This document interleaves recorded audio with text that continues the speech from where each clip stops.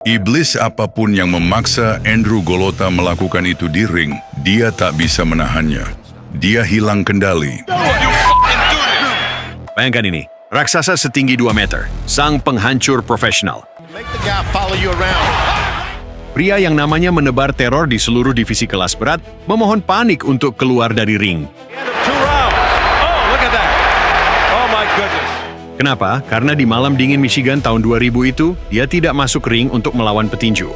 Lihat aku harus pulang. Anak-anakku akan takut padaku. Lihat aku, kawan. Dia maju melawan monster. Malam itu tinju berakhir, dan pertarungan hidup mati yang asli dimulai. Chicago era 90-an berbau uang dan mesiu, dan dari dunia gelap inilah raksasa Polandia itu muncul. Aura kriminal yang pekat selalu membuntutinya. Dia terlihat saat perkelahian bar, kabarnya melibatkan senjata, dan dia takut di penjara. Pada dasarnya dia kabur dari Polandia. Desas-desus menyebut sindikat Polandia ada di belakangnya. Mafia melindunginya, melenyapkan masalah hukumnya, dan menarik tali boneka di tengah pertarungannya. Bagaimana lagi menjelaskan kegilaan bunuh dirinya di atas ring? Wasit datang petarungmu menggigit lawannya. Andrew, kau menggigitnya? Andrew menatap kami dan berkata, aku harus menggigit bajingan itu. Pukulan rendah, emosi meledak, diskualifikasi saat jutaan dolar dipertaruhkan. Pengaturan skor, perintah bos bayangan, tak ada bukti kuat. Kemungkinan besar kebenarannya jauh lebih mengerikan.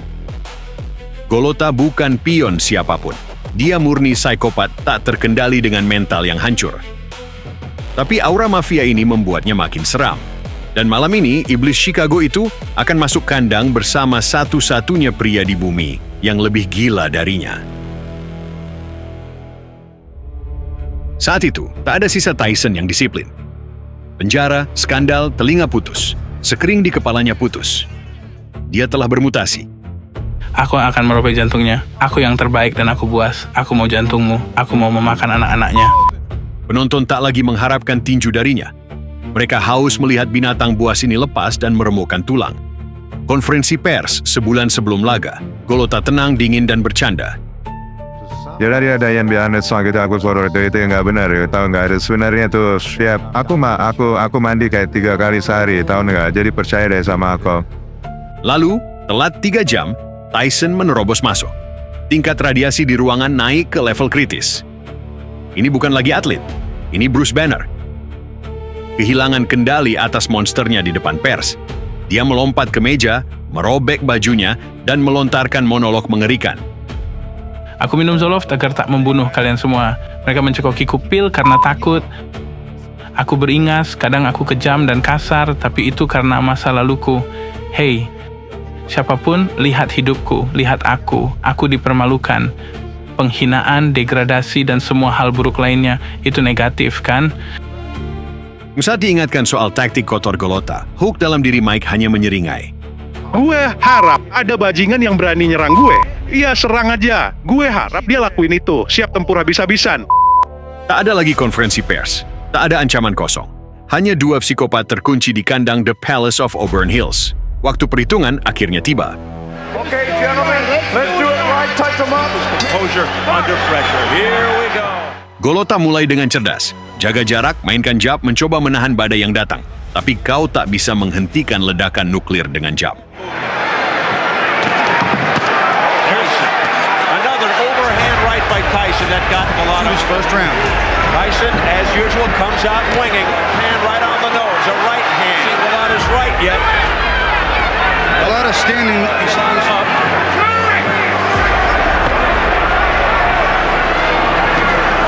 Hands on the jab. There he started to throw it. Man to work with in front of him. He's throwing some big body shots. Golota not throwing any hard punches at all. Recent opponent. Free. Straight right, followed by a left by Golota. Sisa 30 detik di ronde pertama, Tyson meledak. Dia naikkan tempo, menerjang maju, dan membenturkan kepala dengan kejam, merobek alis petarung Polandia itu. Sepersekian detik kemudian, dia menarik pelatuk. Overhand kanan. Ini bukan lagi tinju. Sebuah palu godam menghantam kepala Golota secepat meteor. Gelombang kejutnya melemparnya ke kanvas. We approach the final 30 seconds of round one. Let him go. There's a cut left side of the face over the left eye of Galata. Oh! Down goes Andrew Galata. What a right! Straight right on the button. Galata down. Same right ended up in that cut, Steve. A flash knockdown. He got up quickly. Here are the final seconds of round one. And there's the bell. Tyson scoring a knockdown at the end of the first. Hanya sepersekian detik dan Bell menyelamatkan Golota dari kehancuran. Dia terhuyung ke sudutnya, jatuh ke kursi, dan teror purba terlihat di matanya. Saat itulah dia pertama kali berkata pada pelatihnya, hentikan pertarungan.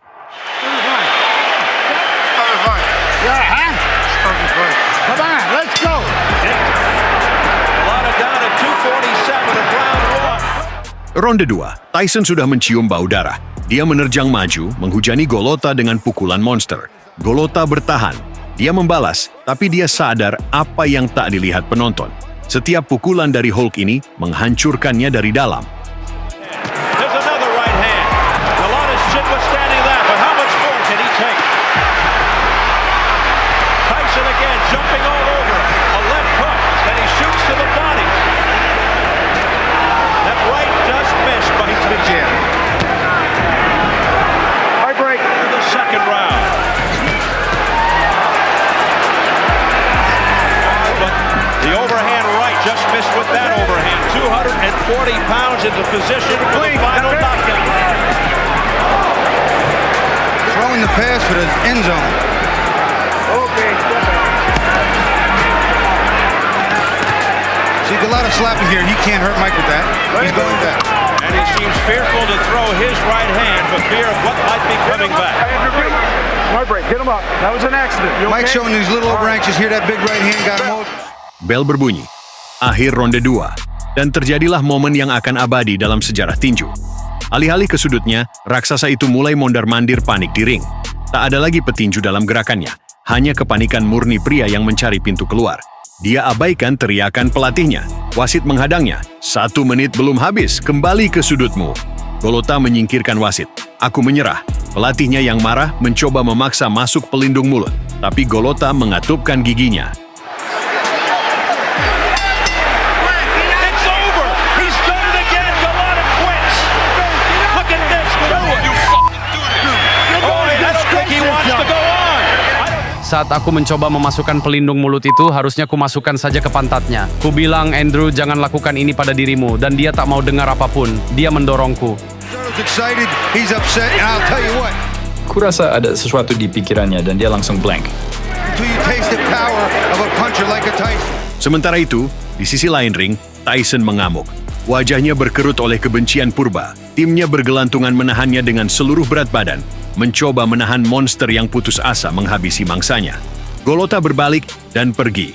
Tribun meledak dalam kebencian. Sampah, gelas, dan makanan menghujani punggung raksasa itu. Seseorang melempar soda merah dan memercik di dadanya seperti darah dari luka robek. Unbelievable sight here at the Palace of Auburn Hills. Galata being escorted off as fans throw things at him after he quits at the end of 2 rounds. Oh, look at that. Oh my goodness. Dunia tinju menginjak-injaknya. Pelatihnya sendiri, seorang penjahit, berkata pada pers, "Aku membuat jas pria, tapi sekarang aku harus membuatkannya gaun." Bos Showtime menjatuhkan vonis. Dalam 15 tahun, aku belum pernah melihat tindakan pengecut yang lebih parah. Lisensinya harus dicabut selamanya. Pengecut, tunggu dulu. Keesokan harinya, Golota dilarikan ke rumah sakit, dan laporan medis memaksa semua kritikus tutup mulut. Gegar otak, tulang pipi kiri retak, dan yang paling mengerikan, saraf terjepit di lehernya. Ahli bedah saraf yang memeriksanya bicara pada pers dengan syok. Jika dia lanjut ke ronde 3 dan menerima 1 pukulan lagi di kepala, dia bisa lumpuh seumur hidup. Aku takkan pernah membiarkannya kembali ke ring. Pelatih Golota meminta maaf secara publik. Sadar petarungnya bukan pengecut. Insting bertahan hidupnya telah menyelamatkan nyawanya. Dia menolak untuk dibunuh. 14 tahun kemudian, Golota berkata, "Ini bukan cuma soal rasa sakit. Ini soal ketidakadilan." Tyson menanduknya, merobek alisnya, dan wasit tutup mata. Sudutnya diam saja. Buat apa pelatih jika dia tak membelaku di depan wasit? Tyson sengaja melakukannya dan melawan Raja KO saat matamu tertutup darah. Itu bunuh diri. Ironi takdir, kemenangan Tyson dibatalkan. Dia gagal tes zat terlarang. Rupanya satu-satunya obat penenang yang entah bagaimana menahan Hulk di dalam dirinya sebelum laga. Apakah Golota anggota mafia yang mengikuti perintah atau sekadar psikopat yang mentalnya akhirnya hancur? Malam itu tak ada bedanya, karena bahkan pria paling mengerikan di Chicago pun tak akan bisa memaksanya keluar di ronde ketiga melawan kematian itu sendiri. Kawan, jika cerita ini bikin kalian merinding, tekan tombol like, subscribe channel ini, dan beritahu di kolom komentar apa yang akan kalian lakukan jika dikunci di kandang bersama Iron Mike. Sampai jumpa.